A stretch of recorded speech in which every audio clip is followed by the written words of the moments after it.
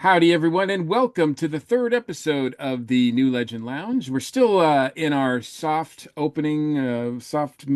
grand opening phase. We haven't really fully gotten all the bells and whistles out, but we're still recording and we're still releasing episodes. And this one's an exciting one, although a different one maybe some people might be used to as far as what their creative conversations go for. But I feel like I've been doing this for quite a long time, and it's really fun. And you can get some really great creative input out of some of these discussions, I feel. So, while you're talking about the summer movie box office, we are actually reviewing the upcoming movies that are coming out this summer, and even making some predictions as to what we think will be a hit and what will be a fail. So that'll be kind of curious. We've got a great crew. My name is Mike Gordon, and I am the co-founder of New Legend Productions, and I've got with me, as always, Darren.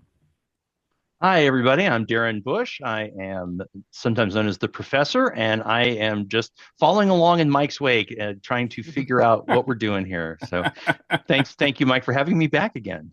Absolutely, absolutely. And someone who's no stranger to box office predictions, Ashley Pauls is here.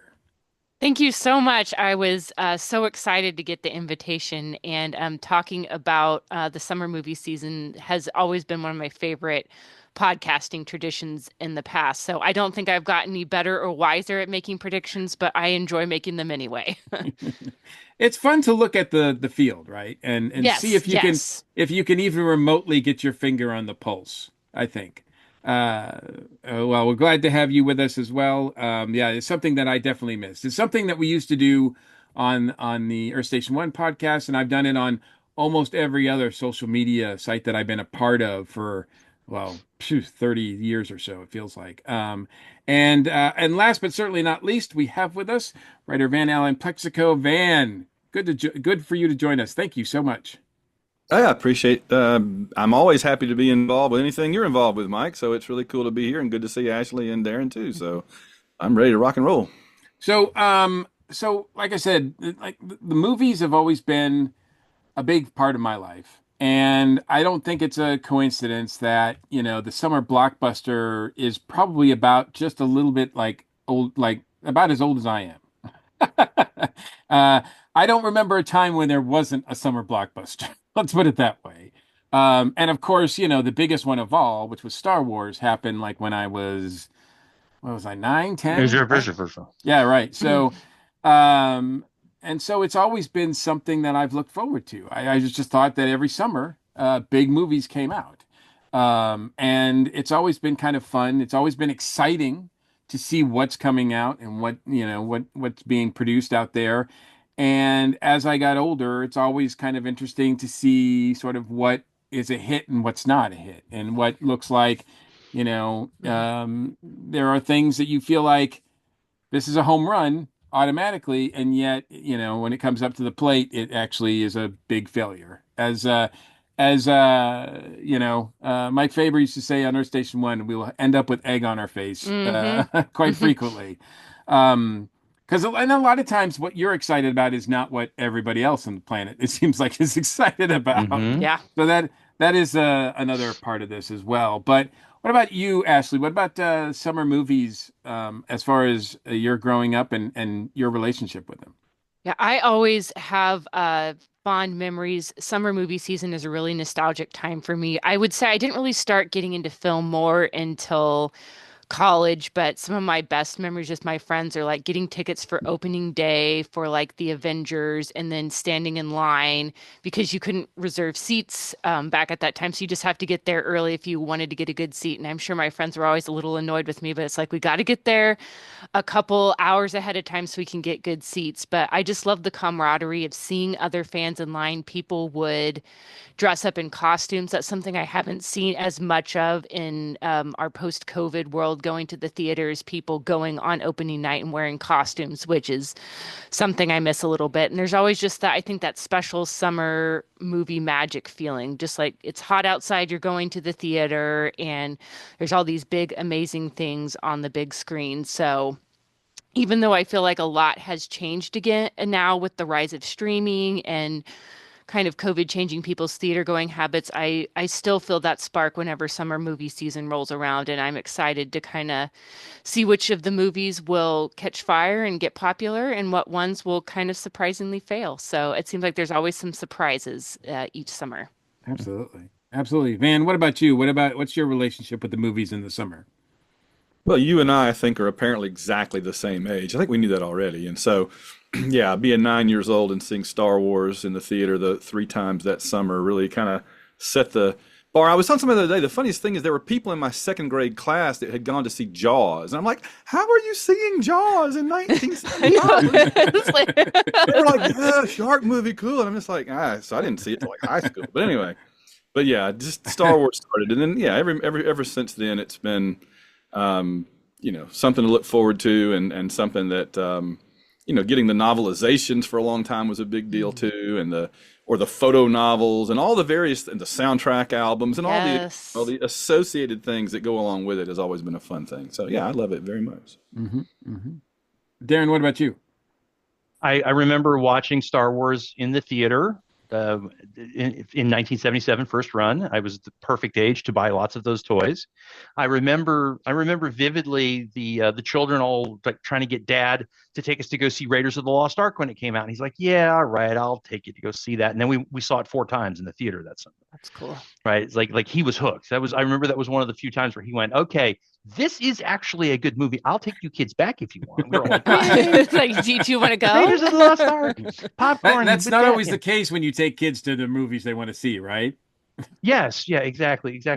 So my relationship with the summer movies is apparent. I'm sorry, Ashley. 3 of us are almost the exact same age, which is a little frightening, but demographically, meh. But the summer movies, yeah, it's always so much fun to see what's going to happen next summer, what's coming out. I was doing some homework, a little bit of homework for this podcast episode, and I'm looking at the Google what movies are coming out this summer, going, how did I miss all of these? It is such a good year to be a geek. There's so much stuff happening Yes. this year that's like, and I am looking forward to how much of it will cause all of us to argue with each other for a whole other year until next summer. And especially compared to the last 2 or 3, 4 years when there've been, for very obvious reasons, there just haven't been nearly any, I don't think. Mhm. Yeah. Yeah, Between COVID and then the actor strike, I mean, it was a big 1-2 punch for the industry, which they're still reeling from, to be honest with you. I mean, the numbers are not where they should be. There's some success stories here and there, but we've not got back to 2019 numbers in the box office, and I don't know if we ever will. I mean, has that ship sailed? That's an interesting question. And to that point, I have to admit that I have not been to the movies at all yet this year. I have not seen anything in the theater. And I wish that was not the case because I love going to the movie theater. There's been things I missed, but yeah, so I have not done that. I have not supported the industry in my own way. But for those of you that have, how has the movie experience been for you this year? Is it already been decent? Ashley? Yeah, I have seen some really good movies this year. Mickey 17 was a great sci-fi, like dark comedy. That was a fantastic one. I just saw The Accountant 2. That was a great buddy comedy. I've been trying to kind of vary up some of my movie watching, trying to mix it up with more blockbusters and some smaller movies. I saw The Black Bag, I believe it was called, with Kate Blanchett and Michael Fassbender. That had some good acting in it. I went to see the 20th anniversary of the Pride and Prejudice movie, which that was fun. That was one of my all-time favorite movies. So I like seeing a good revival as well in theaters. So yeah, there's been some smaller movies that haven't gotten as much attention as I kind of wish they would have, but there's been some great storytelling to see on the big screen, I think, so far this year, and lots more good stuff to come. Yeah. Van, how about you? Have you been to the theater much this year? Well, the two that come to mind I saw recently, I saw Working Man with Jason Statham because I like anything Statham's in. I just like that it's always the same movie. He just has a different occupation that he's in to kill people. Yeah. He's a beekeeper that kills people. Yeah. He's a construction worker that kills people. And I also love they've given up on like explaining why he sounds Cockney. Now he's just an American that sounds Cockney. I love it. They just quit trying. I love it. I did. It's so great. And I just saw The Accountant too, also, and loved Mhm. it too.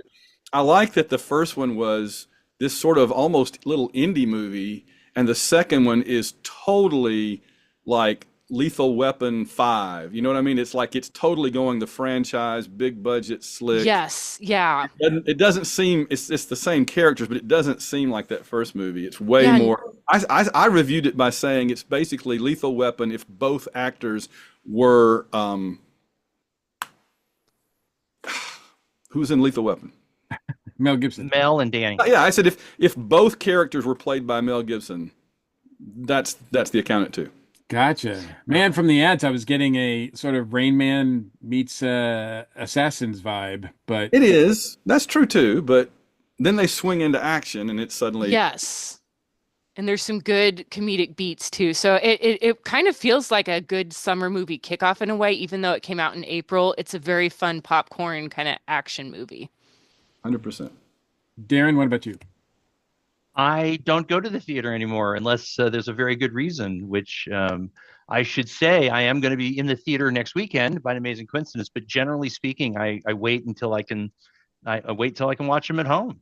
Mm-hmm. Mm-hmm. So All right. Well, there should be. I'll be really interested to see if there's anything on this list that we're going to talk about tonight that is going to get you into the theater. Mm. So, I already know that I'm banking on seeing a few of these in the theater, but we'll see. We'll see. So, I guess without further ado, let's start then. The summer movie season is right here. It starts earlier and earlier. It seems like every year. And this year it starts on May 2nd with the release of, in particular, the new Marvel movie Thunderbolts. It's got an asterisk, which I can't, verbalize, but I don't know why the asterisk is there, but I imagine that'll be clear. Is that what the plot of the movie is? Why there's an asterisk? I don't know. Anyway, Thunderbolts. This is the second of three Marvel movies that we're getting this year. We've already gotten Captain America, and we are slated to get another one to come out about a month or so from now. So interesting that we go from a year where the MCU really only had Wolverine and Deadpool, which was kind of not really an MCU movie, kind of an MCU movie, but so they've taken almost a year off. And now they're coming back with a vengeance with three movies. I did not see Captain America in the theater, so I still haven't seen it. So I need to do that. I kind of feel like I would like to see it before I see Thunderbolts. I don't think that's likely now, but I don't think they're as connected as they used to be. But No. but how do we feel about Marvel starting off the summer with Thunderbolts? I'm going to start with you, Van, on this one because I know you're such a big Marvel guy. Yeah. Oh, it's on my list for sure. I mean, that's what I've been looking to forever. My only regret is that it looks like it's basically Marvel's Suicide Squad, Mhm. which could still be okay, but the original concept that Kurt Busiek and Mark Bagley came up with for that book was so much better than Marvel's Suicide Squad, Yes. that Yes. I wish they were doing the original idea. In other words, the other teams are gone, and this would be the perfect time to do it because we haven't seen the Avengers around since 2019, right? Yeah, So there's been no mention of them either, right? There's no Avengers that we know of. right. So this is the perfect time to do that actual Thunderbolt story where they pretend to be hero. Their villains pretend to be. It would be great, but I'm still I love the characters that they've pulled together. It really is like the C team pulled together, and so. I'm really, really. That one is definitely high up on my list of ones to see. Mm-hmm. Mm-hmm. Ashley? Yeah, I'm personally looking forward to this one as well. Definitely, yeah, you're right. The vibes from the trailer feel very much like Marvel's version of Suicide Squad, but I like a lot of the actors that are in there. I think there's a lot of interesting things they can do with these characters, considering all the trauma that they've been through and the fact that I'm pretty sure none of them have superpowers. Some of them may have heightened abilities, but this isn't like Thor and Hulk getting together. So I'm curious to see kind of what motivates them to come fight this big threat and kind of what comes from the team after it. But I will be really curious to see how well it does in the movie theater because it does have that Marvel MCU recognition. But like you, others have mentioned, I don't think the movies are quite as connected anymore. So I don't know if the public will think like, oh, I'll wait for Disney Plus for this one and then go see Fantastic Four. So my hope for this one is that it's good and that it does well at the box office and kind of kick things off and get people interested in going back to the theaters and excited for other stuff to come this summer. I mean, it really almost seems like Thunderbolts and Fantastic Four might as well be different, like like a different company or something, because Exactly. they Yeah. don't seem to Very have different any, tonally. yeah, they don't seem to have anything in common, anything leading up to it. So, which I guess could work in their favor, um, especially since the MCU has been kind of rocky, Hmm. we'll say, over the past 5 years or so. So Darren, any thoughts on Thunderbolts? I'm looking forward to it. I'm just going down I'm going down the list and I'm going, you know, love David Harbour, love Pugh, love Sebastian, and Hmm. I think they do a great job with a very heavy lift, which is something that I don't hear people talk about often enough, is like if you're the frickin' Hulk or Iron Man or Thor or whatever, then it's really not that hard to bring excitement and interest into a movie. But these are people who their characters, by definition, are somebody said C team. Like they have to make these people more interesting, more relatable. They have a much more difficult dive. None of them are like I know that David Harbour's character is like the Russian equivalent of Captain America, but not really. Right. And and Winter It's Soldier is kind funny. of in that same the super soldier program. So they're all sort of wannabes or Hmm. almost or has-beens. So Mhm. it's like to me, I think this is an opportunity for Marvel to really show that it is capable of doing good character development, good writing, good dialogue. They can be funny and they can make us sort of go, oh, these guys are ridiculous until like the middle of Act Three, where we're going, oh my God, we're on their side. We want them to win. Hmm. We love them. Yeah. They're capable of that. I'm hopeful for that. Mhm. Nice. Yeah. Yeah. Yes, I agree. I know that I didn't read it at the time, but I remember when the Thunderbolts came out in the comics and it was a big deal, especially the big reveal as to, what was behind the team and everything initially. And yeah, it is kind of unfortunate, Van. It looks like they are, it's not possible to do that with the MCU, at least not in this iteration. So it does seem like they're going for more of a Suicide Squad feel, but with these characters, I think that's going to more than make up for it. I mean, especially since we know all these people are really capable, not just of doing humor and action, but also like really like they've got acting chops too. So Hmm. if they're hopefully there'll be moments that mean something in this that really pull us in. Because the cast is certainly capable of it. To be honest with you, I'm not familiar with the people behind it though, so I don't know. So. But anyway, the rest of the studios must be feeling that Thunderbolts is going to make an impact because they're giving them a wide berth. On May 9th, I think there's some counter programming from A24 with a comedy called Friendship with Paul Rudd. And that's about it.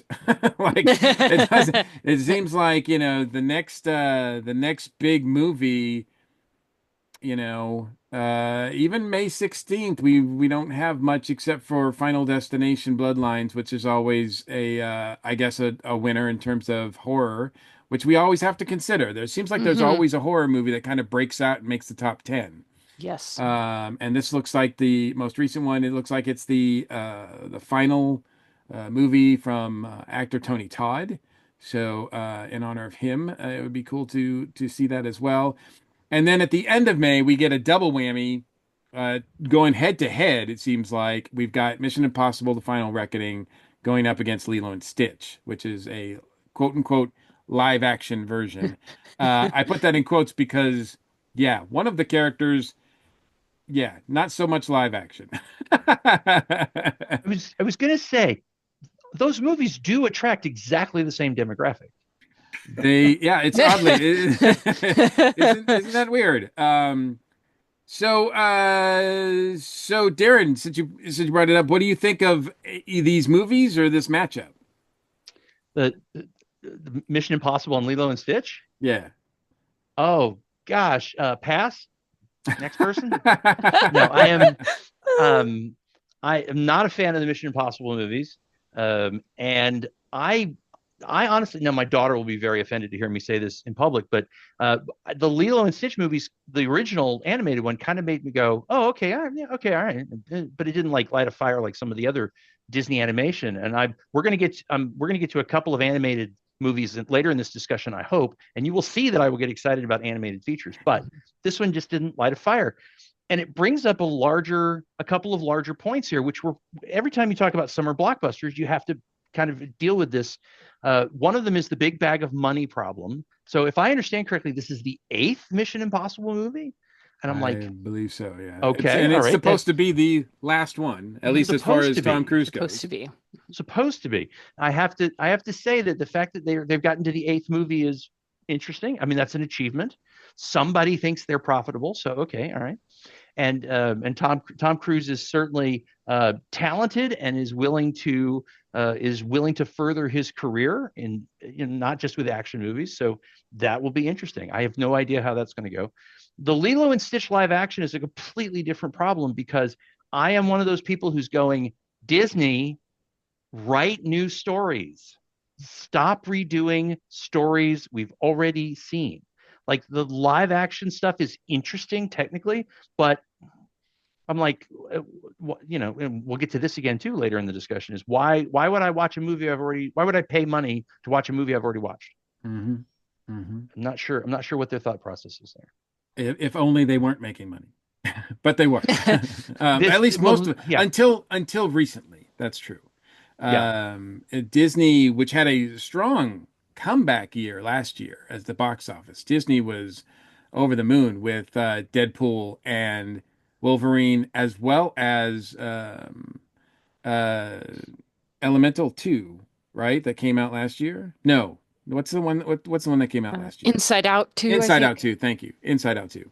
Um, that was like, I mean, that was a 1-2 punch, and that put them Hmm. on the in the 1-2 hole for the whole year. That set them up for the whole year. So, um, but they kind of stumbled out of the block this year already. Captain America, I don't think did as well as they wanted it to, and Snow White certainly did not do as well as they wanted to. That these live action remakes have been doing, and I don't think the Lion King movie did that well at the tail end of last year either. So Disney's kind of limping into the summer a little bit. They've got Thunderbolts. Do they have a hit with Lilo and Stitch? I don't know. What do you think, Van? What do you think of this matchup? The Lilo and Stitch thing, I just don't understand why. I feel like the message they're sending the young people is traditional animation is no good. You need to see CGI animation. And I just don't understand that. I mean, I just feel like that's not the right message to send because they're pooping on their own great product that put them where they are. Hmm. Mission Impossible.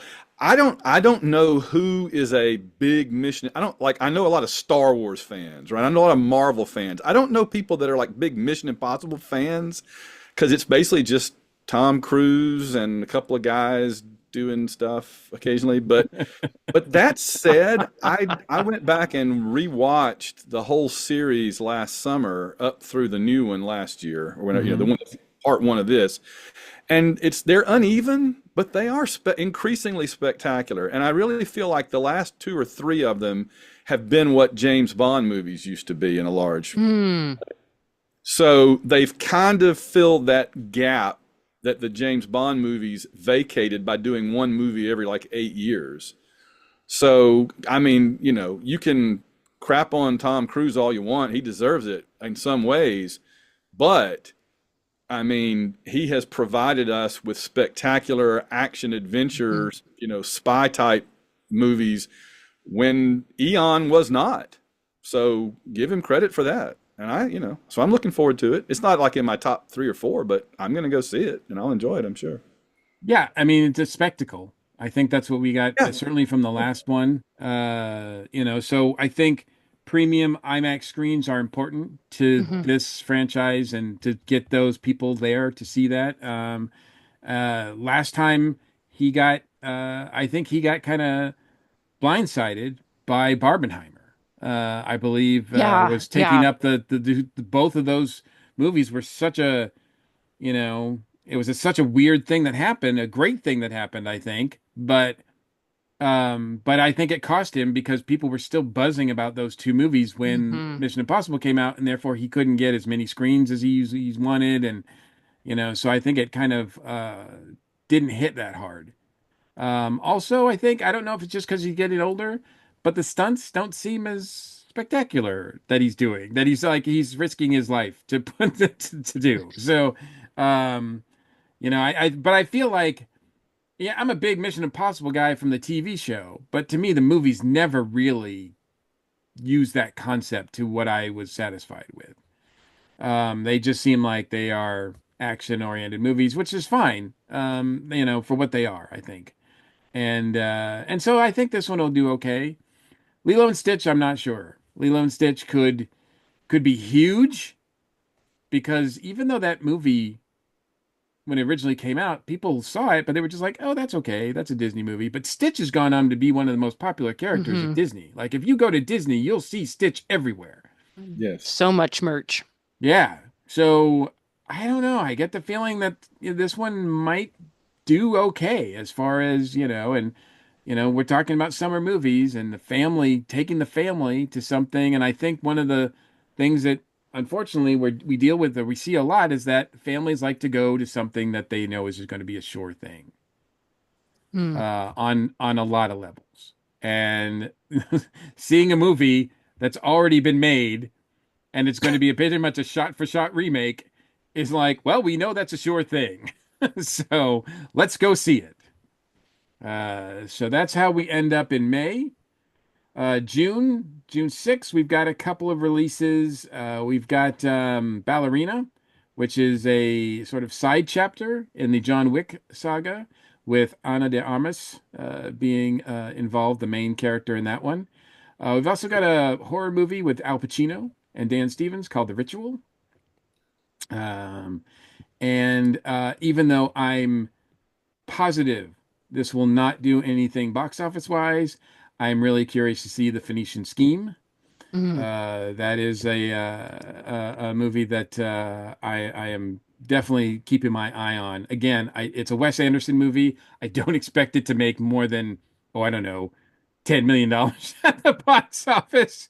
But yet, I love Wes Anderson, and he's so quirky. And the trailer just had me in stitches. I think this one is going to be fun. So that's how we open June. The next weekend we have a another live action remake. This time it's not by Disney though. Mm. It's Yeah, that. from it's How to Train Your Dragon.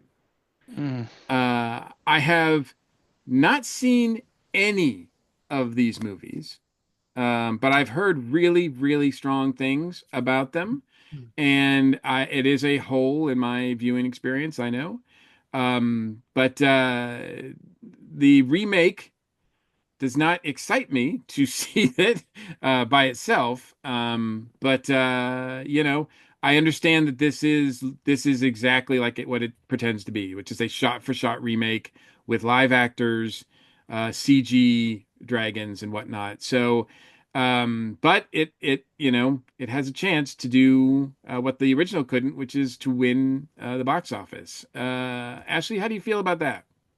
Yeah, I am concerned about this one just because it does look very much like a shot-for-shot remake of the first animated movie, which really is a lovely little film and is worth going back to. I think that's a great example of one for like all ages. Like even as an adult, it's still a great movie to watch. But if I had to pick between this one and Lilo and Stitch, I think this one will probably take the box office if I had to bet, just because I think people have a lot of nostalgia for How to Train Your Dragon. If you're looking for something to take your kids to, I think people will pick this one. But it will be interesting to see if they are able to bring kind of anything new to this because the main dragon Toothless, he does look quite similar to the one in the animated one. So yeah, it's almost like again, like it's sort of live action, but not. So I'm curious to see how this one does because I think of any of the live action ones, this one will do best at the box office. Now, Ashley, we were kind of joking that you were the by far the youngest one over here, but I'm kind of curious as to because maybe for you, the animated movies aren't as like holy ground as some of us feet might feel like they are. Have you seen like a lot of the remakes that Disney has done, and how do you feel about them doing this Yeah. as a thought? Kind of my Disney era is like the Disney Renaissance with like Aladdin, Beauty and the Beast, Mulan, like those hold so much nostalgia for me and are really special movies and has been really great to like start showing my kids now as they come into it. Just the beauty of the 2D animation. I think there's some great, beautiful computer animation too. I think The Wild Robot is a recent example of a really excellent use of some computer animation, but it's a shame that we've kind of lost some of that classic animation style as well. I will admit I have enjoyed some of the live action ones. It's kind of fun and nostalgic to see some of them, but other times it's like why are they remaking if it's just a shot for shot? My favorite one is the 2015 Cinderella. I think they did a great job of kind of capturing the spirit of that original animated movie, but also kind of did their own thing. And I think that's what you have to do to make these successful. But I think a lot more of the recent ones have just tried to kind of bank too much off on how beloved the original is. Hmm. Hmm. Darren, what are your thoughts about this remake of How to Train Your Dragon? Okay, so first of all, we are definitely going to fix the fact that you haven't seen the original movies because I would put the How to Train Your Dragon movie trilogy against any movie trilogy as far as the amazing success of the writers to write a trilogy and have the third movie end, and that's the end of the story. Right? This is a brilliant trilogy of movies. The first movie by itself stands alone, and it's a perfect movie. It's just brilliantly done. It's beautifully done. It's a great story. And then they decided to make a sequel, and I was like, oh gosh, they're gonna mess it up. No, they didn't. The three movies taken as a whole are one story. They're one story arc, and they're part of a larger universe. I think Cressida wrote like 14 or 15 books, and Hmm. the movies are very loosely based off of her timelines, but they get the spirit of it. So when I saw that they were making a How to Train Your Dragon movie, I literally called a couple of friends of mine. Hello, Ellie, and I like we are How to Train Your Dragon nuts. And I called some people up and I said they're making another movie, and we very excited. And then we saw the trailer and we all went because the people who love the original animated trilogy movies are going to hate this, and I'm one of them. I'm so upset that they spent all this money to make a movie that they already made. Like it's not even that it's a reinterpretation and it's live action. Everything I've seen it's frame for frame. Like they're Hmm. bragging about how it's exactly the same movie visually, except it's Hmm. live action. I'm like, nope, nope. They do such a good job with the TV series. They do such a good job with like the one-off little short bits that there's a ton of media for How to Train Your Dragon available on video, and I am officially upset at them for making this film. I'm just not going to watch it. I hope it fails to teach them a lesson. Love the franchise. Hate this idea. And that is, that's kind of how not as aggressive about it, but that's kind of how I feel about the remakes too, because I haven't watched any of them. I have no interest in watching any of them. I,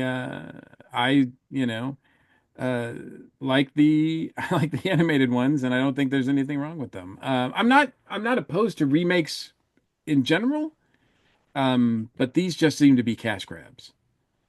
And unfortunately, they work. Because if they didn't work, we wouldn't have, two or three of them this year.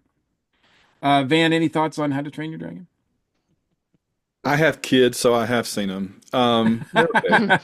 I just, again, I just don't understand the message that they're sending to people is what we did before wasn't good enough, so we're having to do it Hmm. differently. It's how it comes across. I don't understand that.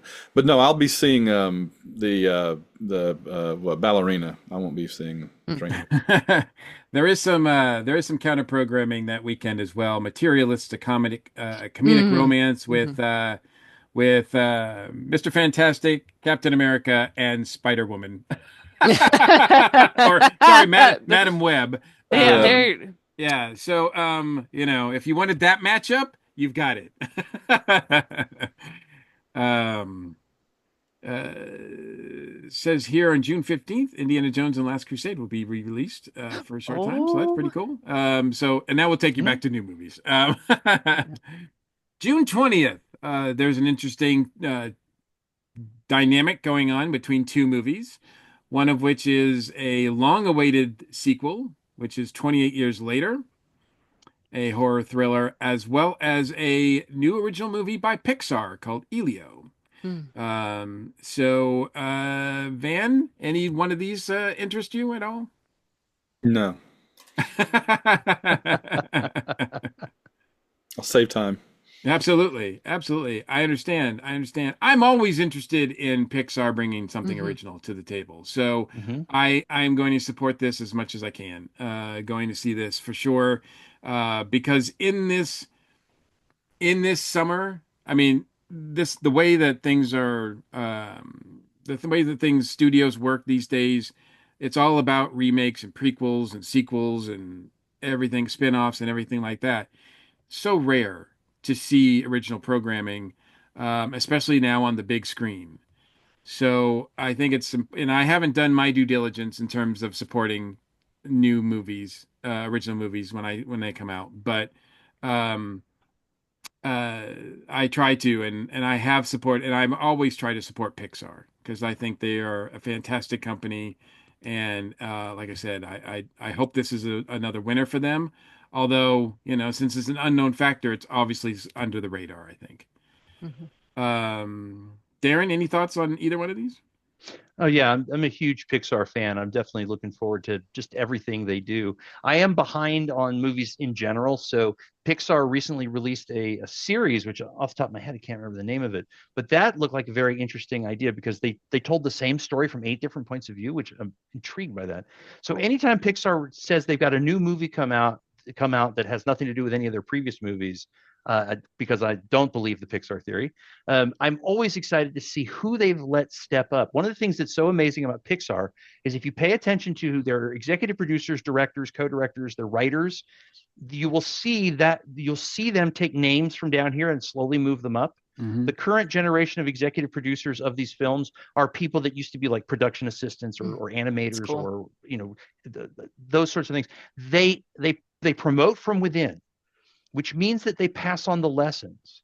So you're not just getting somebody who used to work at Pixar, you're getting somebody who absorbed Pixar. And so I am always hopeful and always willing to bet on Pixar. Awesome. Yeah. Awesome. Well, we'll see if that if you put your money where your mouth is. uh, Ashley, what about you? What about this dynamic duo?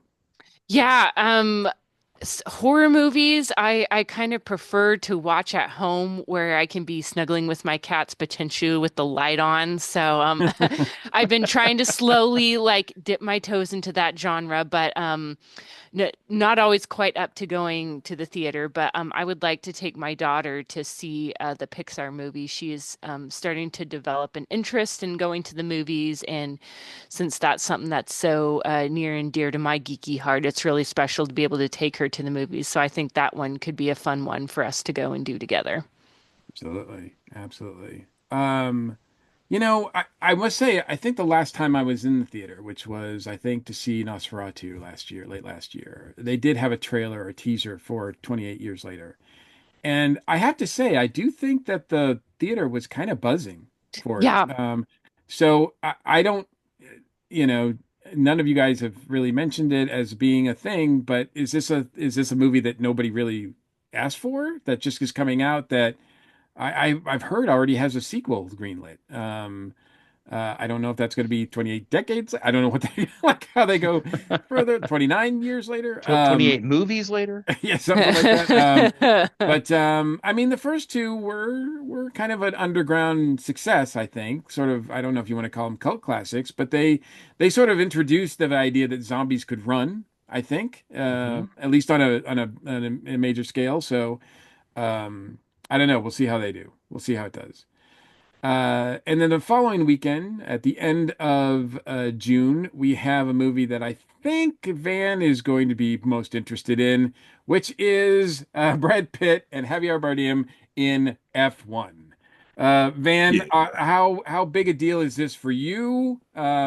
Because I know you have a relationship with racing movies.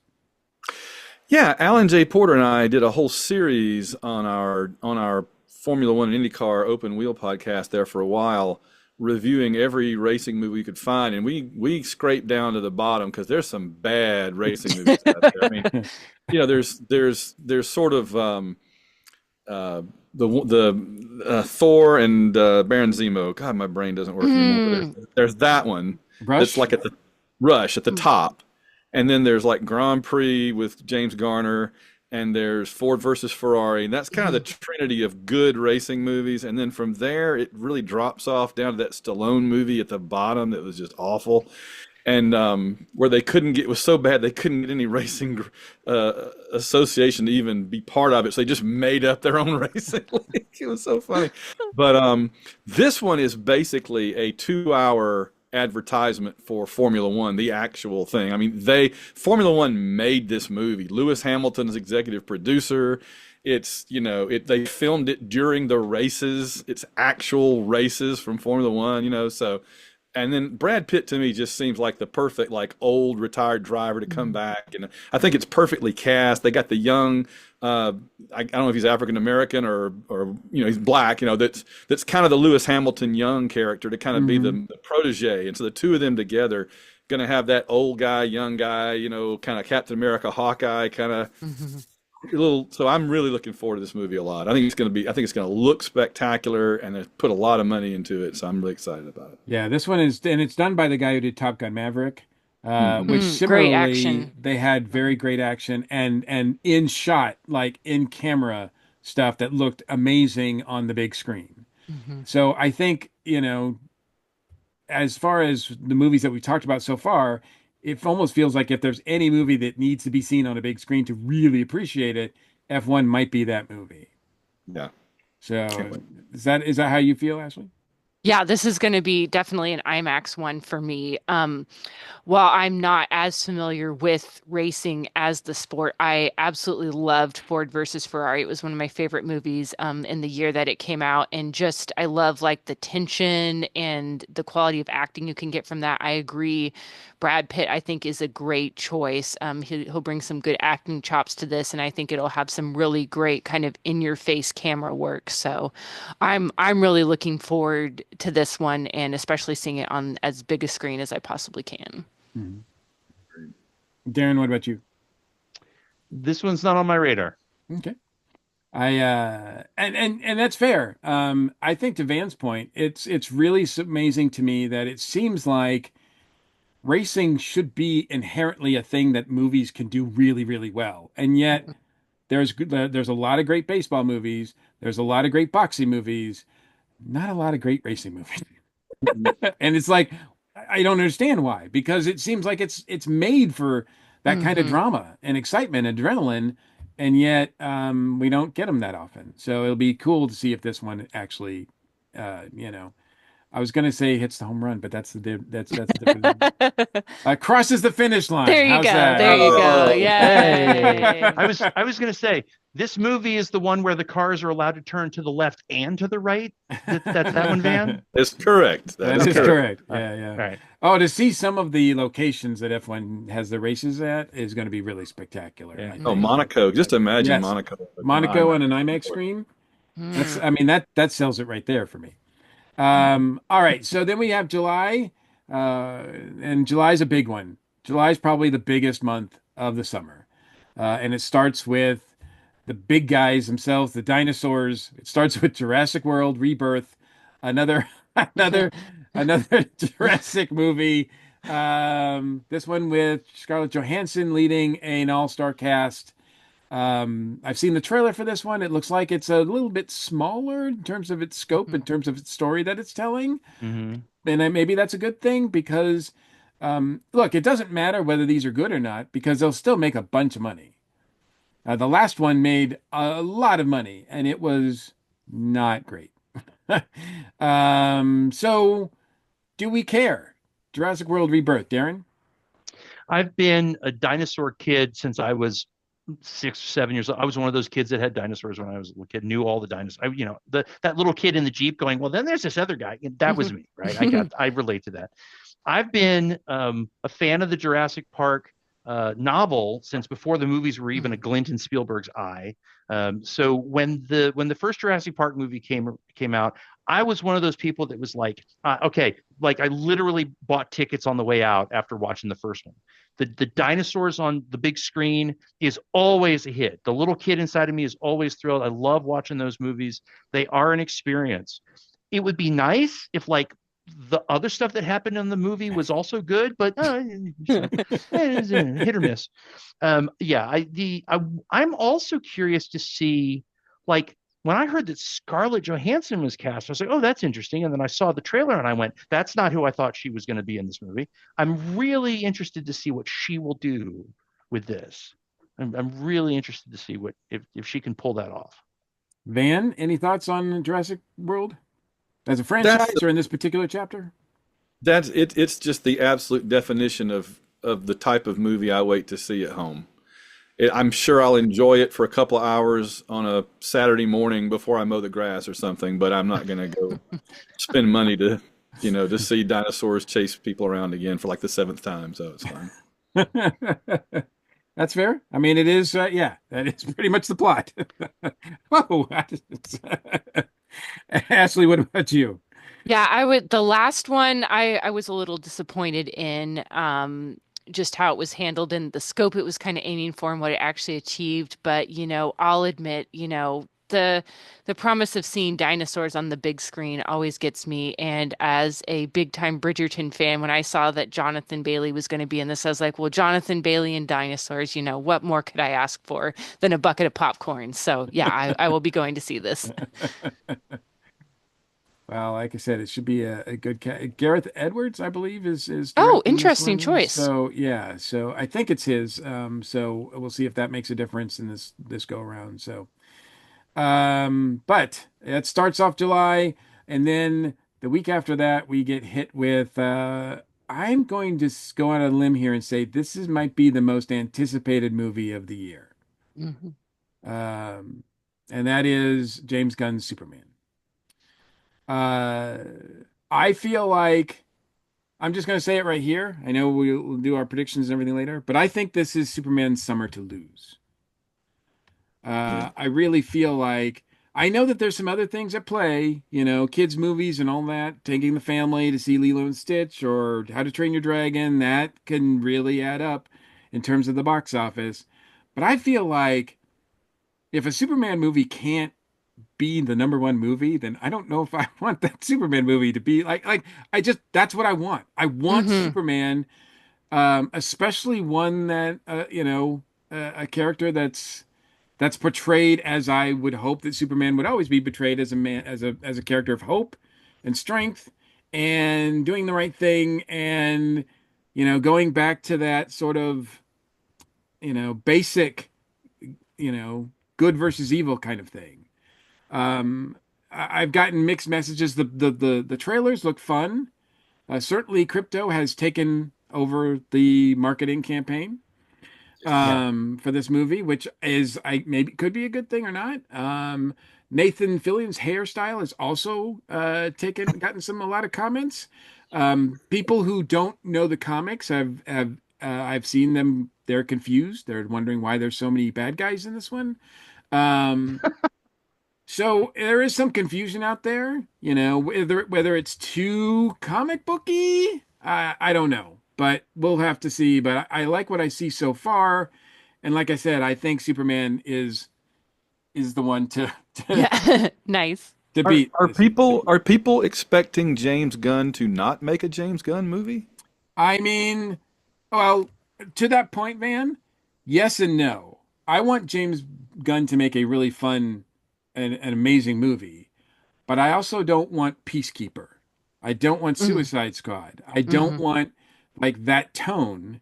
Right. Creature Commandos. Those are fun. Those are not what I feel like Superman needs. So I do feel like if James can take the sort of, I don't know, uh, rough edges off, if you will. Sometimes when he goes for the R-rated, X-rated humor, and I just don't feel like that's necessary for Superman. So I'm hoping that that he can adjust and still make a great movie.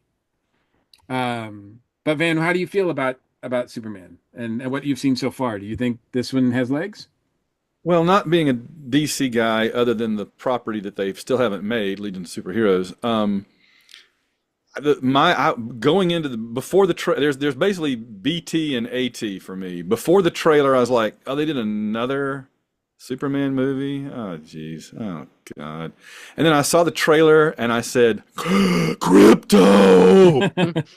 And so ever since then, it's been like, can't wait, can't wait, can't wait, because I love crypto. My And my favorite trivia question I ever ask at Dragon Con at Marvel DC Trivia that I've done every year for like the last 25 years. My trivia question is like, one of them is like, you guess the character, and I keep giving like descriptions one at a time until they ring in. And I said like, he's from Krypton, he can fly, he has a Superman, he has a little S logo, and then I say he's white, and the whole audience is like, he's white? Of course he's white. You bring in Superman, I'm like, No. no, he's white. this is So the yeah, first time we've ever really seen Crypto on the big screen like this, right? I mean, I yeah, think there's been, yeah. So that's pretty incredible to yeah. just introduce him. So Uh, excited. Darren, how do you feel about Superman? I am a DC guy, have been since I was a dinosaur kid.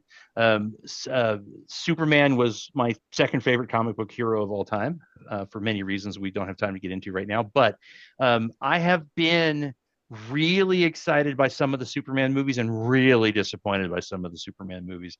And the interesting thing I find is it really does seem to come down to, do the people in charge care about Superman, or are they just making a movie? It's amazing the difference you find when the people in charge of the Superman movie actually aren't that excited about Superman. You Hmm. can tell, right? It's Yes. kind of strange how obvious it is. So I'm looking at the trailer, the first trailer that came out, where he's bleeding, and I'm like, he's bleeding. Okay, well then we can kind of narrow down what kind of movie this is going to be. They showed the bit where he protects the girl from the flying debris. I'm like, thank goodness, right? That's Superman's top priority. A little girl in trouble, there's a bad guy, save the little girl comes first. That's the old Superman that I love. But then we saw the slightly extended trailer where Crypto is jumping on him and he's going, "Oh, Crypto, please stop." And I'm like, okay, that I think might be the James Gunn sense of humor coming through. I think that might be that kind of ridiculous, don't take everything so seriously, even though the world is coming to an end, sort of James Gunn that I like. I like that part of his movies. So I am very hopeful that if they're willing to have his pet dog jump on him and be so normal of a dog, and his reaction is so normal as a dog owner, if they're willing to be that human and relatable on the trailer, I'm going for it's going to be awesome. Nice. Nice. Ashley, how do you feel about Superman? Yeah, I'm really rooting for this one to do well because as a fan, I enjoy both Marvel and DC characters, and I really want to see more DC characters on the screen and see more storytelling. So I'm worried if this one doesn't succeed, it's going to be a lot longer till we get kind of the DC cinematic universe going again. And from what I've seen so far, it looks like they are taking a fresh perspective, and I think there's so much buzz right now, people with kind of how the DC previous cinematic universe ended. I think there's a lot of buzz. People are super curious to see, especially when you have like James Gunn. He had started with Marvel and now he's going over to DC. So I think there's a lot of curiosity and buzz in this. So I'm really hoping that they're able to kind of take all that goodwill and this will kick off something kind of fresh and exciting. A lot of pressure. There's a lot of Yeah, pressure on this yeah, movie yeah. because if this movie doesn't do well, I mean, what does Warner Brothers do? You Yeah. know? I think Oh, this and is I'm Yeah, sorry, Ashley. I was just gonna say, I think the stakes are the highest. This is the movie with the highest stakes. Like this is the one that needs the most to do well. Hmm. Mm-hmm. Okay. It's been cooking since 2014, so Yeah. Yeah, I Wow. just wanted to mention that we did mention Lois Lane is Mrs. Maisel, Rachel Brosnahan. Hmm. Yeah. I'm really excited about that because I love that show, and that's that'll be a cool. Yeah. Yeah. Well, we You can haven't always even. tell a lot by the casting. The Yes. the other thing that I think is important to what Ashley was saying is that think that I think that if this movie does poorly, then people will go, okay, well, just Superman movies don't work, as Yeah. opposed to Hmm. certain Superman movies don't Oh work. yeah. Yeah, Mm. so yeah, the Hmm. stakes are Hmm. very high for this one. Yeah, I agree. Yeah. I mean, boy, I'll tell you what though, if we need a Superman at all, Yeah. we need him this year, Like, right? please come actually, Superman. Like, Actually, Yeah. this is our So call for help. I mean, if this is the closest we can get, then all right. But yeah, the studios are giving this one a wide berth as well. The next week, nothing significant opens. I think it's a remake of I Know What You Did Last Summer, as well as another Smurfs movie with Kurt Russell. Good Lord, Kurt, what are you doing? Um, and a movie called Eddington, which is a Western with Joaquin Phoenix and Pedro Pascal, because I think every other movie has to have Pedro Pascal in Yeah. it. But where hmm does he Uh, get all the time to do this? Is he like uh, secretly the next doctor or something? He's messing around with time and That's a good question because he is around a lot. I see him on my TV screen a lot. So, and this is the second of three movies that he's in this summer. Um, and that's not even counting the movies that he's already been in this year. So, or the TV series that he's in currently that's running, or the TV commercials that he's currently yeah. on selling beer. He's So everywhere. he is everywhere.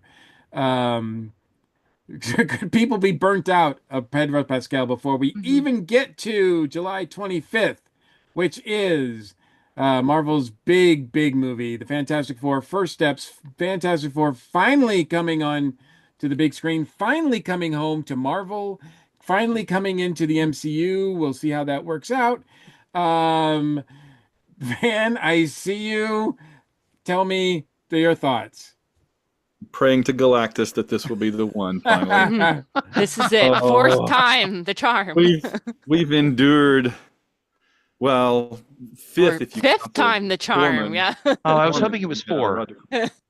Uh, so well, fourth incarnation. How about that? Because there were Yes. two of this of one of them. But Fourth time is the charm. oh, yeah, I'm hoping. I mean, as I've said all along, every time people tell me, well, they've done this before. I'm like, yeah, but this is the MCU Fantastic Four. Think about the other properties that they brought in and they did right. So hopefully, this will be the one. I mean, I just it's got the right flavor from what I've seen in the trailers and so Hmm. forth. It needed to be kind of a period piece. I guess they're using alternate reality to make it a period piece. That's fine. I love the cast. I have no problem with the cast. I'm a big fan of Kirby, Hmm. Vanessa Kirby. Yes. Yep. Yeah. And so I'm excited to have her in that role. Of course, here's Pedro again. There he goes. And then the other two guys seem fine. I don't know the other two guys, but they seem fine. I mean, so the look, the cast, it's the MCU. Everything seems go so far. I haven't seen anything to make me to feel negative about it. And it even has apparently the actual Galactus and not V'ger being to on tonight's movie. Galactus will be played by V'ger. No, it's actually Galactus. So I think it could be just absolutely spectacular. I'm really looking forward to it. Ashley, how do you feel about Fantastic Four? Yeah, well, I am over the moon that they decided to make it a period piece. I love a good period piece in general, and I think that's an important fresh look for audience. Like, oh, this is not the same thing we've seen over and over again. People who maybe aren't familiar with the comics and they maybe aren't as familiar, like, oh, they've done it before, but maybe they haven't done it super well. So this gives it kind of a fresh look. I love Vanessa Kirby. I was super excited to see her casting. I like that they're putting out a really exciting, like a big actual very big bad. So I think that this Doesn't get has much bigger. all, yeah, that you can't get much bigger than that. So I really hope this does well. I think the stakes are high for this one too. I think it will Yes. be a good jolt of energy for the MCU, and would be wonderful if they could kind of bring these characters back into the fold and get people excited about that. So the stakes aren't quite as high as for Superman, I would say, but there's still, I think, a lot riding on this movie. So I'm also wishing for it to do well. Yeah, yeah, yeah. Because I think when it says first steps, I think this is the really the first chapter of what will like be Marvel's plan for the next few summers. I mean, we've Yes, already seen exactly. the ads for, is it Doomsday, right? The next one, or a Yeah, teaser like yeah, of all the people that's going to be in it, including Oh, Fantastic yes. Four. yeah. So, and the fact that Doom has something to do with it, you have to believe that the the opening salvo of whatever's going to happen later is going to start here. You know, Hmm. you might not need to see Thunderbolts, but you're going to need to see Fantastic Four Yeah. in order to understand what's going on with the MCU, I think, going forward. Um, you know, whether or not that's a great thing to do or not, I don't know. We'll see. But uh, I'm nervous about it because I want it to be good. I don't know if the general public cares as much because they've seen this movie or they've seen this group in three other iterations or at least a couple, and they didn't really like them. And yeah, you can tell, yeah, but you didn't really see the real one. Like, Yeah. yeah, like, yeah. So, you know, people are gonna be like, I don't know. I saw one criticism which I made me laugh because they said it was why is Disney doing a live action version of The Incredibles? And Oh, uh, like Oh, I, Lord, no, no. no. No, no, no, no. I thought, well, that, you know, aesthetically and tonally, that's what they should go for. And yes, it does seem kind of repetitive because they've already made The Incredibles, Incredibles 2, but if there's no Fantastic Four in the comics, there's no Incredibles. Hmm. Like Hmm. the you know the Incredibles just happen to come the closest. So, but it could be a one of those things where it's like it just you know for the general public it doesn't matter because who did it first. We saw that with John Carter Mars, right? Like doesn't matter if he was the first one, Hmm. and it's a good movie. We just don't care because we've seen it all before. Hmm. Um, anyway, Darren, thoughts on Fantastic Four?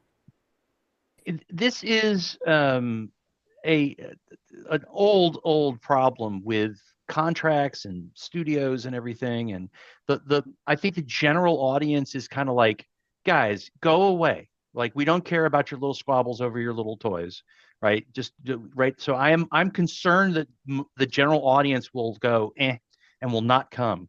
I don't know if the nerd energy can get the general audience to be interested in this movie once we've had a chance to see it and spread the word about how it is, knock on wood, is more authentic and it's more awesome. The fact they got Galactus right in the trailer, that sort of is a hint that maybe they're going back old school Fantastic Four, and they'll sort of like they'll behave and they'll focus and they'll make it as charming and as interesting as the Incredibles was able to be without, I mean, it is. It's kind of obvious that they love the Fantastic Four when they made that movie. So there's something interesting about that strange combination of powers that they have, and how individually by themselves, it's like who cares? But when they work together as a team, they really do amazing things. Hmm. And that to me has really not come across on any of the movies, at least not that I remember.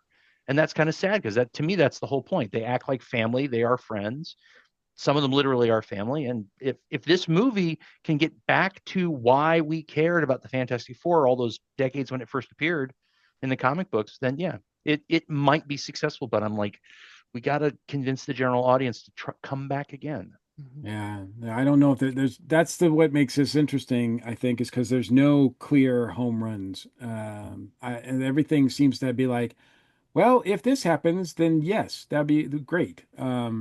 So yeah, I'm hopeful though, because it looks like they've done like yeah, giving us a true that's the thing, giving us a true authentic, you know, comic accurate version of the Fantastic Four.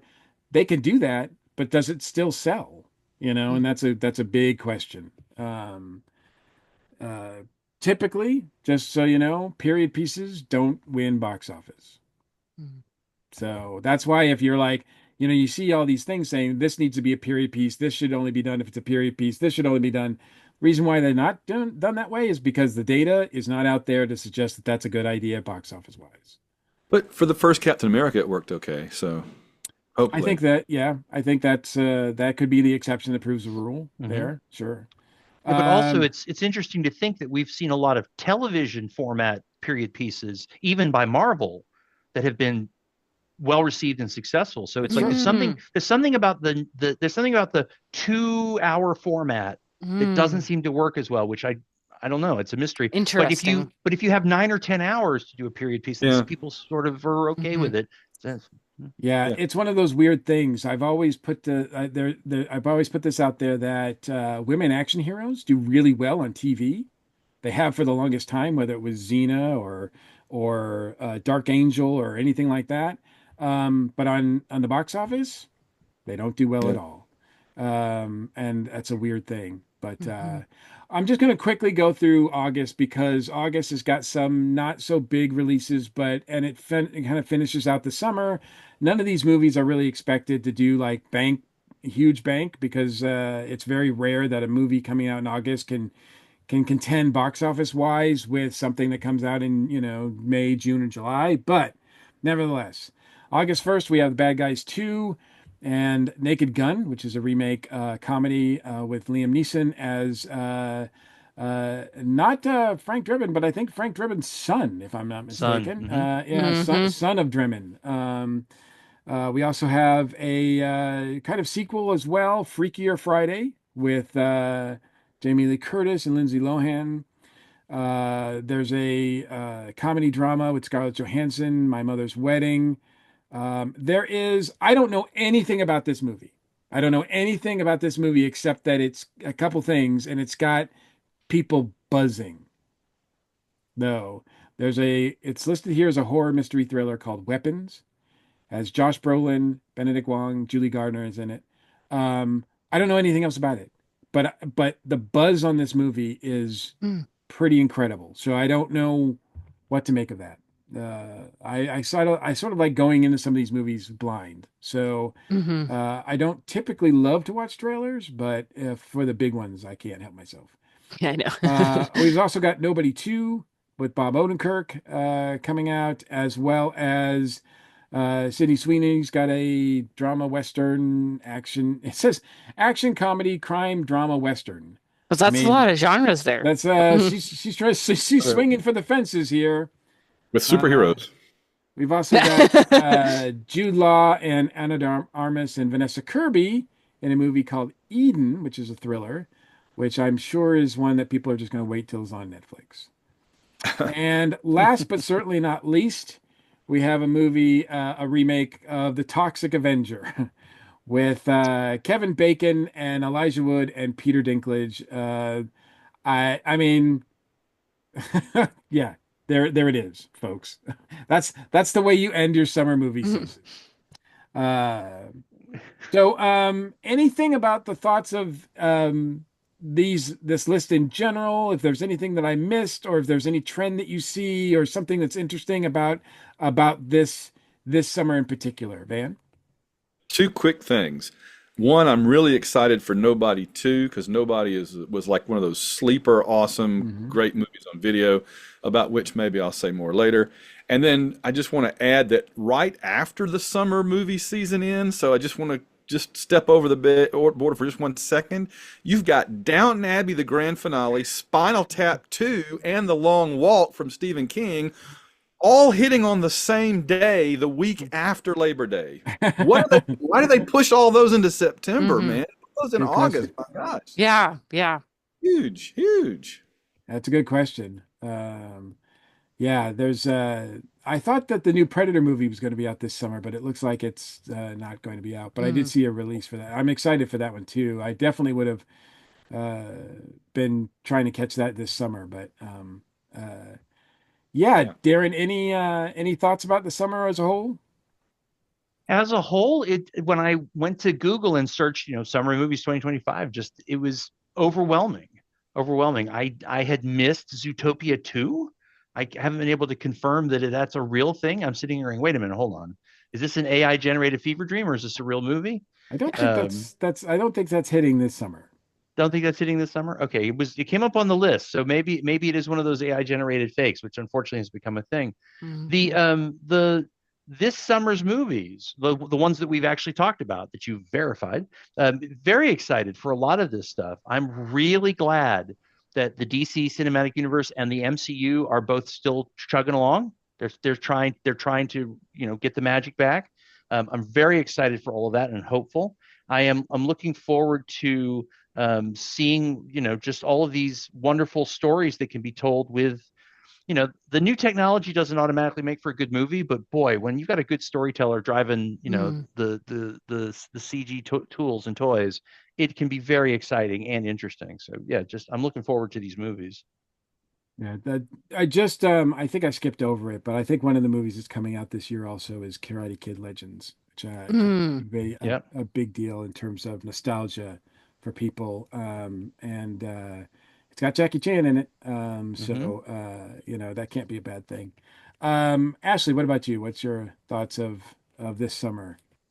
Yeah, I feel a lot of excitement looking at the list, and I think there's a lot of things that have the potential to be big hits. And I hope, yeah, again, that people go and they see trailers that makes them excited to go back and see more things. So I hope to see that this summer will kind of bounce back for the box office. And I think there's a lot of good things to see. One movie that I'm kind of looking forward to is The Life of Chuck, I think June 6th with Tom Hiddleston. I believe based on a Stephen King story, but that one looks like a really interesting smaller movie that I'm excited to see.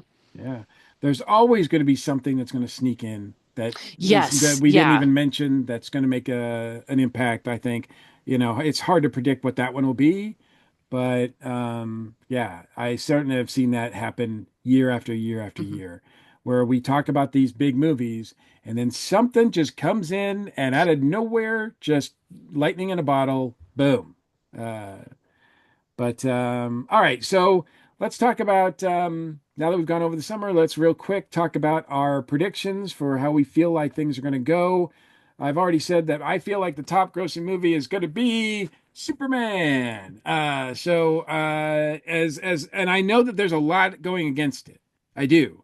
I think Lilo and Stitch. I think Training Your Dragons. I think Jurassic World all have are threats to that, um, and others as well. But man, sometimes you just have to go with what you want your heart to like. Oh, I've been burned by that before.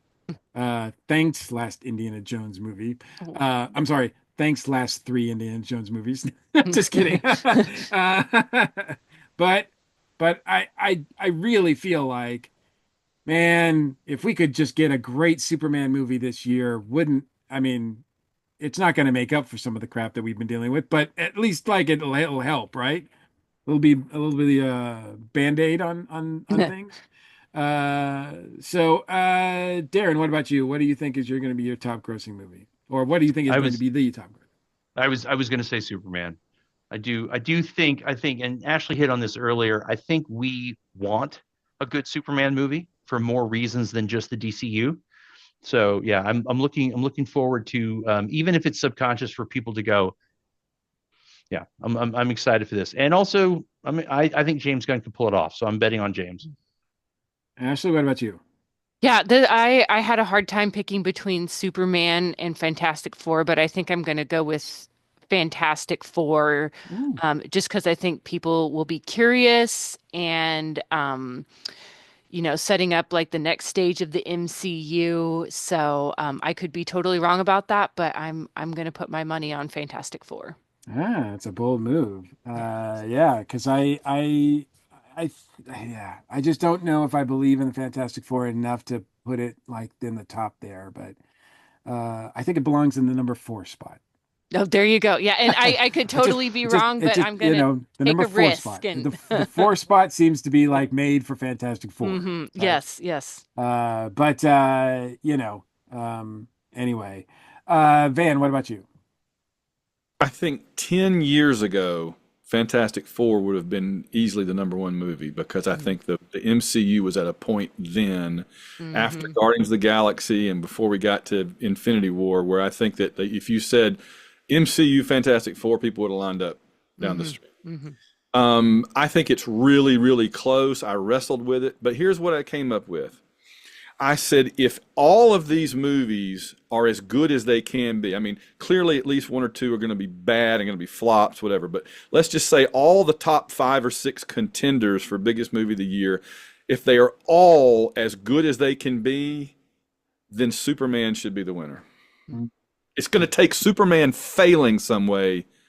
You know what I mean? It's going to take Mm-hmm. Mm-hmm. Superman disappointing just a little bit some way to not beat out the others, I think. Yeah, I think that's what I'm thinking that Superman is the most anticipated movie of the year, and therefore it's Superman's summer to lose. Like if Superman doesn't do everything, it doesn't hit all the beats that it's supposed to hit, Exactly. then that leaves it wide open to anybody. Mm-hmm. Right. And there's a lot of contenders here, including the Fantastic Four, including even Thunderbolts. The Thunderbolts is getting off to an early start. I mean, would it be a weird summer? Now, I don't think any of us want Thunderbolts to beat Fantastic Four in terms of box Yeah. office, because that would No. suggest that, that Yeah. it's not as good of a film. But Right. or that the Fantastic Four is not that good. But, who knows? Who knows how these things could go. So I hit everybody. All right. So now we go with the opposite, biggest flop. Movie that we think that just won't do anything this year, despite the fact that they're going to probably promote the heck out of it. Ashley, we're going to start with you. I think that the Naked Gun remake, sequel, whatever, is going to arrive and go without much fanfare. Hmm. That certainly could happen. It is a obviously since that franchise was a thing, which was like I don't know 20 years ago.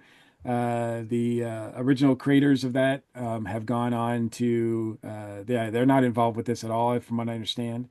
And I think Seth MacFarlane is a big part of this Yeah, one. yeah. So we could be getting sort of his more brand of humor, is that Family Guy type of humor in this. Who knows? But I will say that if it does fail, I don't think it's going to be Leslie Nielsen that's the problem. No, no. Because I do think that he is good enough to make fun of himself. Did you mean And Liam Neeson? I did mean Oh. Liam It's Neeson. Thank ironic you. because it didn't occur to me how similar their names are Yeah, now. that is interesting just now that you say it. Yeah. Yeah, thank you for that. Thank you. Yes. But it sounded right for a second. It took me a second to Yeah. Neeson realize. and Neeson. It, All right. Yeah. it So will also Leslie, not be Leslie Nielsen's fault if the sequel fails. that is yes, true. Yeah. yes. I was like, he's right. I can't Yeah, argue. yeah.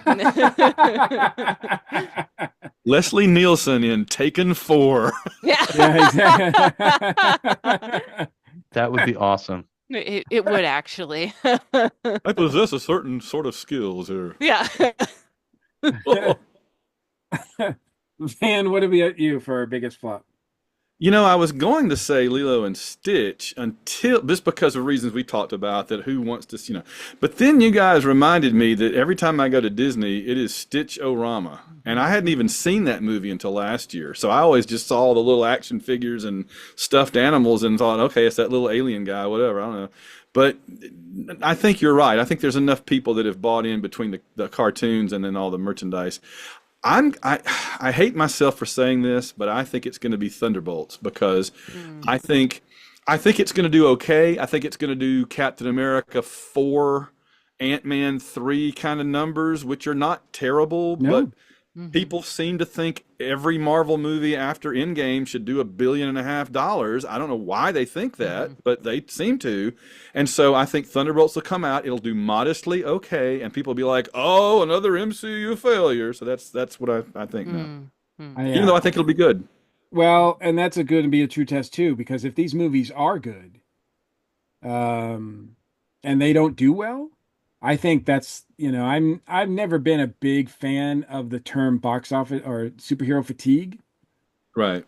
but because I think that's just a lazy answer for what's happening. Hmm. But yet, I will have to admit that if these two movies, if they are solid, the good movies, and they don't do well at the box office, then I'd have to think, well, it's just people don't care. People don't care to see superhero movies anymore. So, and that would suck. But Darren, you got an idea for a flop? Yeah, I'm gonna cheat and I'm gonna have last place be a tie between the live action dragon and the live action Stitch. Um, I am of the opinion that we are at the fatigue stress point with the live action transfers. I think that one of the things that's so amazing about Stitch, especially watching like my daughter watch it and enjoy it, I think part of it is that the animated version has this sort of childlike layer of protection, and I think the live action version, I think it'll scare a lot of Mm, children that their parents yes. are like, when I watched the original movie, it was so awesome. We're going to watch the live action. I think the live action Stitch is going to be scarier authentically. Mm-hmm. I think that combined with sort of we've already seen this movie. Why are they remaking the exact same? I think those two things will be a perfect storm of nope. Hmm. Hmm. That's a good call. I'm picking for my flop the final reckoning of the Mission Impossible movies. I don't think Mm. it's going to like completely drop off the top 10, but I don't see it even making the top five.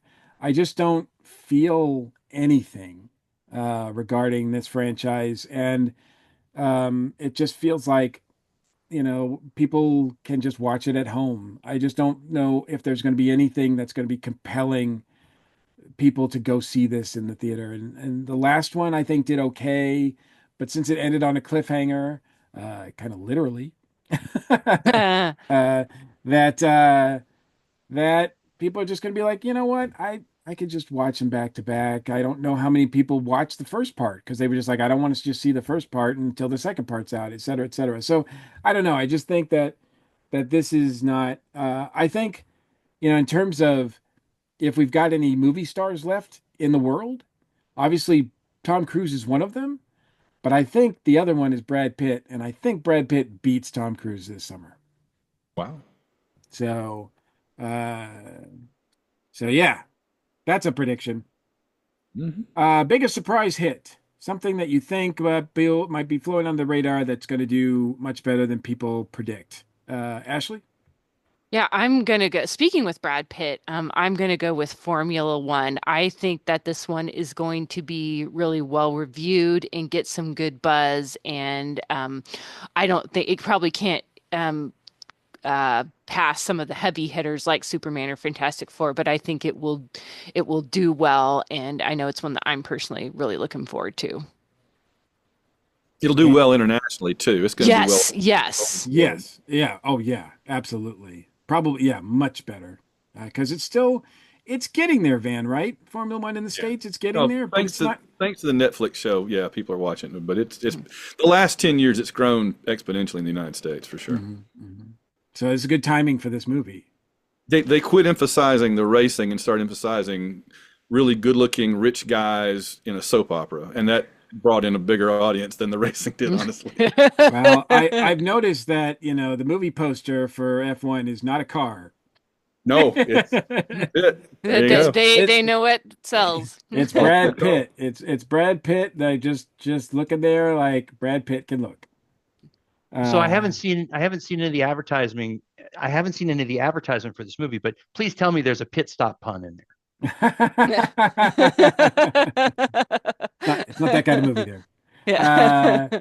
Well, the Brad Pitt fans Yeah. will show up for well, that. They'll if it's a flop, then you can see that that's going to be the headline of all these. Yeah. So, Mm-hmm. Oh, uh, oh gosh, I'm sorry I brought that into existence. Yeah, uh, so it Darren, do started you have here. Darren? Do you have an idea for biggest surprise hit? Well, I'm going to cheat and I'm going to say, and probably by the time this comes into the theaters, it'll be too late because of the timing of the release of this episode of the podcast. But the surprise hit of this summer is the 50th anniversary of Monty Python and the Holy Grail, which Aw. I'm going to break habit, and trying to drag friends to go to the theater to see it in the theater when it comes out in, I think it's a week and a half or something like that. It's like it's next week, I think. But yes, it's the 50th anniversary. They're bringing it back into the theaters. I did not see it in the theater. Like that just wasn't an option. Wow. So I'm thrilled to see what it looks like on the big screen. So Cool. First time I ever saw that movie in the theater, it was at my college, and the film people who put it together put the reels on wrong, and a lot of people in the audience had no idea. Yep. Yep. Yeah, I bet. Had no idea. So, for me, the biggest surprise hit, I'm going to go again with my heart and hope that this does really well and makes the top 10, which is Elio. Mm. I love Pixar, what they do, how they conduct their business, how they treat creators. With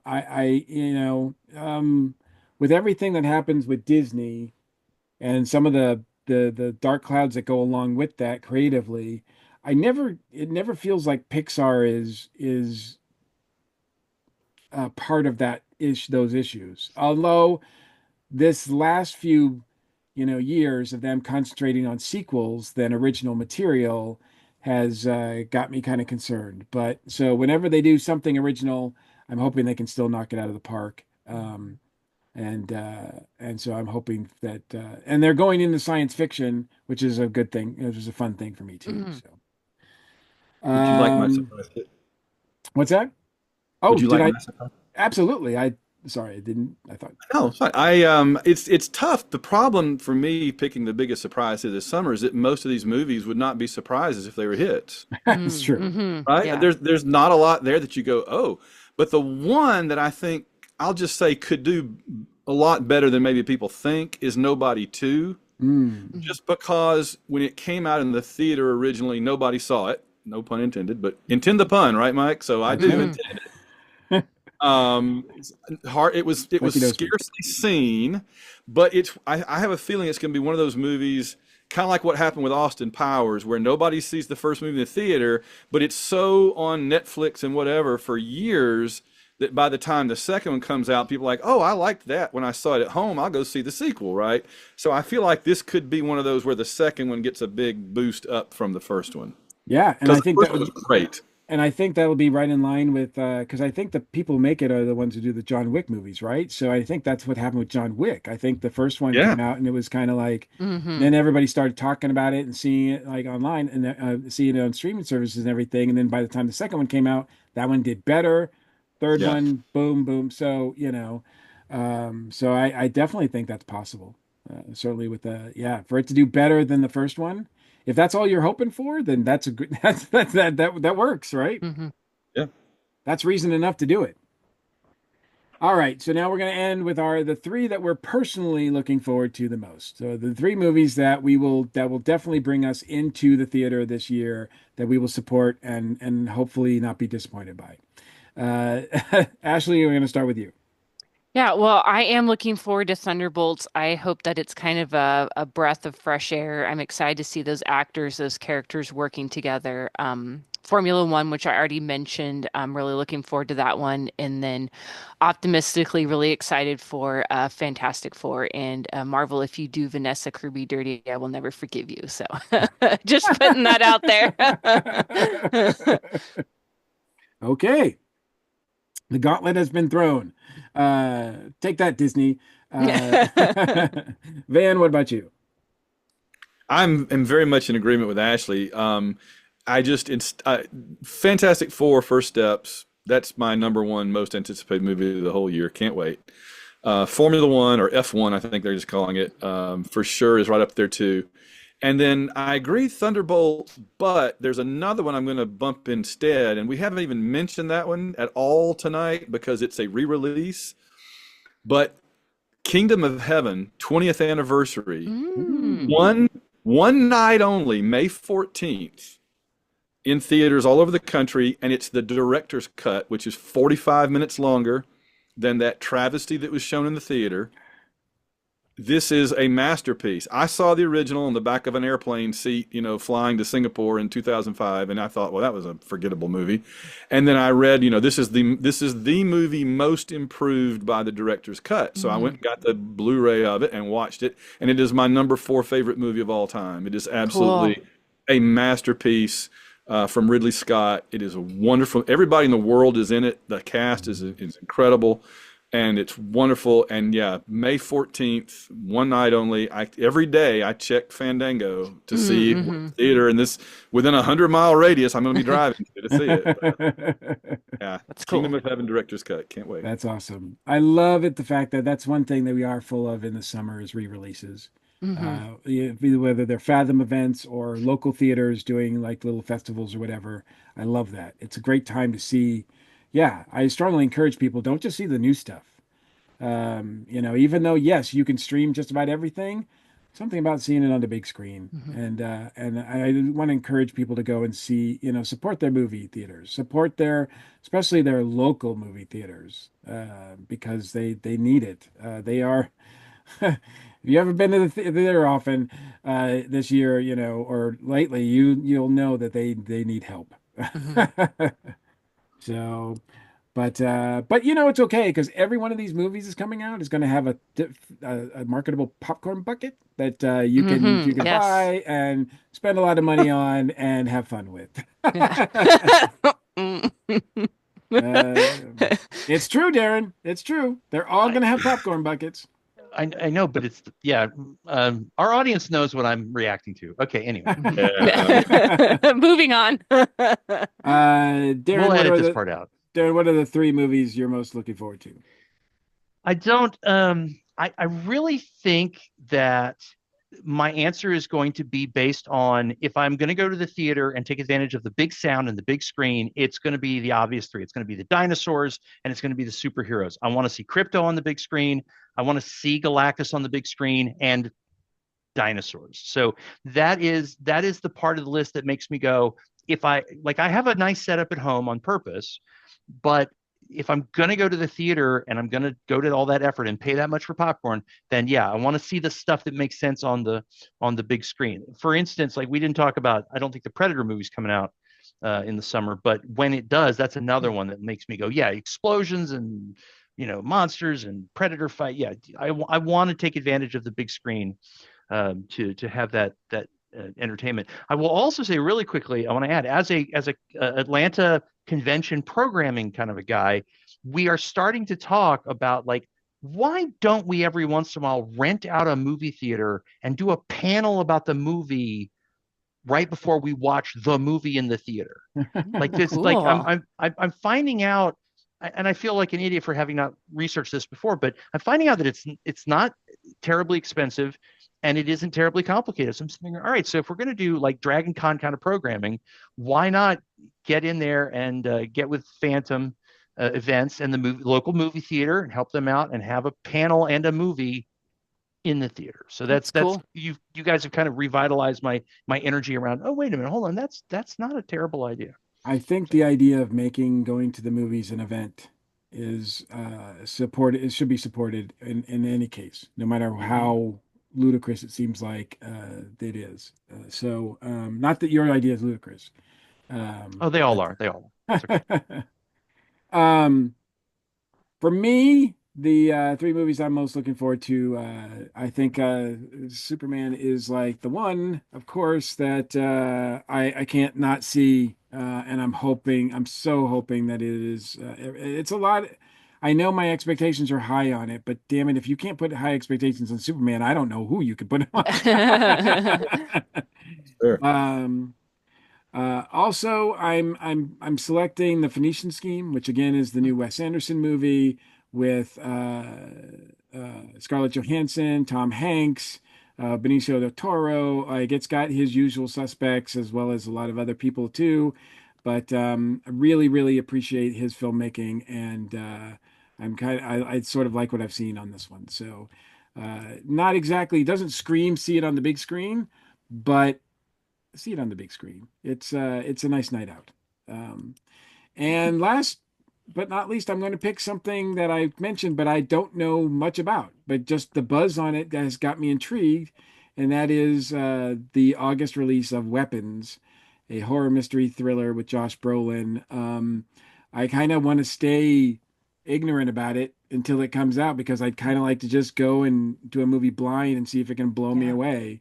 But I like the fact that it's an original movie. It's not a part of a franchise. It's not a remake. It's not an adaptation. It's not anything. It's not a prequel, although maybe it'll turn out to be. Maybe this will, you know, Weapons is actually a prequel to Prey. I don't know.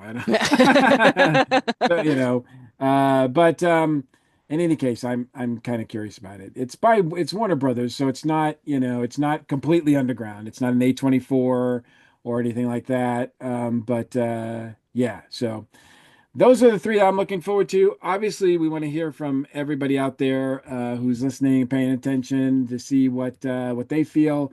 If they feel like we've just completely missed the mark on a lot of our picks, or just what you're looking forward to. Now, the idea behind this podcast is also, in addition to promoting the New Legend projects, is also to have, candid conversations with creators, which I feel like we've done as well here, even though it's not about their work. Before we leave, I do want to ask you, and I'll start with you, Ashley. Do you find that exercises like this or thinking about things like this help you creatively? Oh yeah, there's nothing like discussing film and stories that you get excited about. I can always tell, like when I walk outside of the theater after having seen a really good movie, like I immediately want to go talk to somebody about that, and it makes me want to create something or talk to somebody about it. And a lot of ways I like to express myself creativity is through like crafting and cosplay. So if a movie really connects with me like on a deep level, I try to think about a cosplay project or something to connect with that. So yes, yeah, I think that the summer movie season, if the movies are good, can be a good time to kind of inspire creativity and make you want to go out and do your own things and talk with other fans about them and get some good conversations going. Mhm. Van, how do you feel about that? Do you feel like things like this, trying to predict what the market is or just looking at the market helps creatively? Sure. I mean, a big part I think a big part of how movies are created and what producers decide, help make I'm having a hard time expressing it, how make their decisions, comes from how these things play out in the Mhm. marketplace. And Mhm. so, um, and a lot of time, I think they don't understand us as well as we do. So I get a lot more insight just talking to you guys about how well movies are going to do than like if I were sitting with some actual Hollywood producers, because I honestly think they don't know. Hmm. They just don't have their finger on the pulse of the way that we do, interacting with each other all the time with all of our friends, all of our associates all over the world. So they really ought to just talk to us is the answer. Yeah, Yeah, that's we've got answers and ideas for you. yeah. Amen. Yeah. They just want to hit the repeat button, right? That's all they want to Yes. do is hit the repeat button Yes. and make as much money as they can, which I mean, I get it, everybody wants to make money, but it would be nice if they could be creative as well. And take some big swings. I don't know if we're seeing anything that's taken a big swing this year, although we've talked about franchises have being up for grabs, but as far as like new things, there's a couple out there, but yeah, the Yeah. market's really not made for them, not made in their favor these days. Darren, what about you? Yeah, I think that I get a lot of grief from my Muggle friends about like who cares who the executive producer is. I'm like, I do. Like if I said Steven Spielberg was the executive producer, that would change your opinion about the conversation. And they're like, oh yeah, yeah, all right, I guess that's fair. So yeah, it this goes back to sort of art appreciation, where the more I learn about art appreciation as an academic exercise, the more I Hmm. realize that you have to learn how to do art appreciation. You have to learn how to do movie critique and appreciation and review. Hmm. This discussion is, even though all four of us had completely different opinions on almost everything, um, this discussion comes from a place of experience and self-educated, personalities that are interested in the conversation. I find that as a creator, it absolutely helps for me to see the little red pieces of string on the board that connect how these movies come together. Like we go back to, okay, another Superman movie, but wait, it's James Gunn. But wait, it's James Gunn isn't a small piece of the discussion. It's a huge piece of the discussion, Yeah. right? It's, for me personally, I'm going to slightly go outside of this. Is for me personally, it's well, it's a horror movie about, this stuff, and I'm like, okay, great. Well, it's a horror movie by Jordan Peele, right? That to me, the behind the scenes creativity, the executive producers, like if it's the big bag of money problem, those sorts of things, those can help us predict how the movie's going to be and what it's going to be. Now, predicting how the movie going audience reacts to that is genie in a magic bottle kind of stuff that I just don't even begin to understand. Yeah. But I know that when I go into a film and I fall in love with a film, oh yeah, I want to write short stories. I want to create panels at conventions where we talk about things I noticed in that person's art. Yeah, it's very inspirational to see somebody put things together in a way that is, even if they're using licensed IP or they're doing a sequel or a prequel, it's great to see somebody go, I have something interesting to say in this space that's different and new. That's just it inspires me as an artist. Yeah. Yeah. So yeah, it's I find it really inspirational as well. Just talking about, all aspects of the creative process and the business of it. Sometimes it's frustrating, but it's also kind of important, I think, to understand where things are as you go in. Certainly, as a publisher, as you go in to try to figure out what people will want to buy, which is a ongoing question. So we'll see. We'll see where the summer lies. We'll see how these movies do. We'll see how our predictions do. Hopefully, you'll have Van and Ashley back on in September to review our picks and how the summer went as a whole, what we Ooh. saw, what we liked, what we didn't like. So that should be a good time. You guys are both invited back. It's been great to have you, Ashley. Thank you so much. Where can people find out your work and all that kind of stuff you want to promote? Thank you. Yeah. Well, I don't have as much these days that I'm working on. I have two small children, 4 and 18 months. So surprise, So weirdly, that those kind are the of projects that you're working on. yeah, it's those are the, but I'm trying to raise some little geeks. I'm really excited. My daughter, she wanted to be Darth Vader for our regional Comic Con this year. So she's interested in costuming.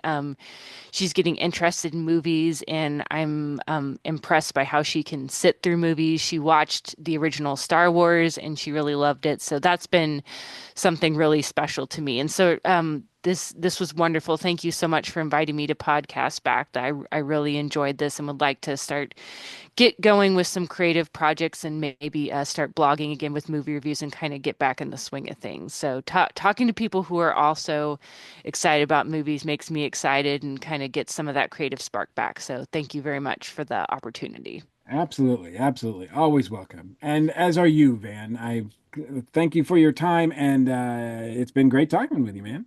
Oh, yeah. Thank you for thinking of me when you do something like this. I really appreciate it. And doing it not on the night that I have to do my show. So that worked out really well. 'Cause I always miss out on Earth Station One back in the day because it's the same night as my 13-year show.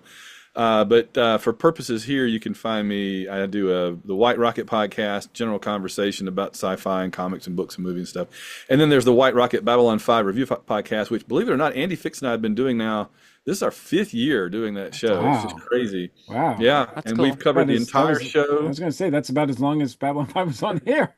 We've covered the whole series, and we're halfway through Crusade now. So you can find all that at www.plexico.net. Links to Awesome. everything. Awesome. We will have links to that in our show notes. Darren, we made it through another one. Oh gosh, whew. And I and only and, offended 2 of the 3 panelists. and, Yeah. and I hope this made a little bit more sense as to why we were going to do this as we did it, as we talked about it. What have you got to promote, sir? Oh, I have to promote stuff. Yeah, You I'm can. still Darren M. Bush. I am a short story writer. I have 6 or 7 anthologies and short stories on their own that I've been published in or I've published on my Amazon authors page. It's just right here on the screen, Darren and Bush. Find me on Amazon and you will find my short stories. And also, as I said before, I'm an Atlanta sci-fi and fantasy convention runner. I'm going to be at Dragon Con and Multiverse if things go well, and et cetera, et cetera. So come out and find us if you can. Absolutely. Absolutely. And I'm Mike Gordon. It has been my pleasure to host this wonderful panel and this vidcast. I look forward to hearing about all your summer picks that you guys are going to send us, of course, as well as anything else you want to write and tell us about. info@newlegendproductions.com is our email address. And you can also find me. I've got a few other podcasts that I'm part of. Bat Chums, where we're reviewing the Batman 60 series. And we're a season and a half through with that and into that, which has been a lot of fun with Drew Leiter. Earth Station Who, I'm still on. We've been doing that for about 13 years, talking about the new season of Doctor Who. And that's been a lot of fun with Mel, Mary, and Mike. And yeah, we all have M names, so that's yeah, it's fun.